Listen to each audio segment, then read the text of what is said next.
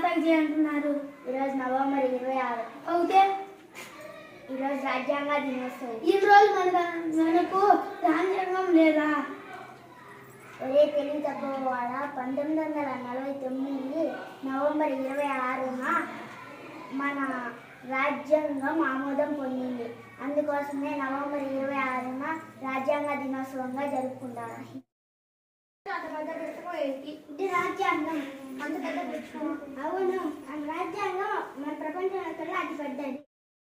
ఇంత పెద్ద రాజ్యాంగాన్ని ఎవరు రాశారు? డాక్టర్ బిఆర్ అంబేద్కర్ గారు రాశారు. అందుకే ఆయన్ని రాజ్యాంగపిత అంటారు. ఈ రాజ్యాంగాన్ని రాయడానికి ఎన్ని రోజులు పట్టింది? 2 సంవత్సరాల 11 నెలల 18 రోజులు పట్టింది. ఈ రాజ్యాంగంలో ఏమి ఉన్నాయి? ప్రభుత్వ పాలన, ప్రజల హక్కులు, బాధ్యతలు, చట్టాలు ఇవి ఎన్నో ఉంటాయి. అసలు రాజ్యాంగాన్ని మార్చగలరా? పార్లమెంటుకు రాజ్యాంగాన్ని మార్చే అధికారం ఉంటుంది.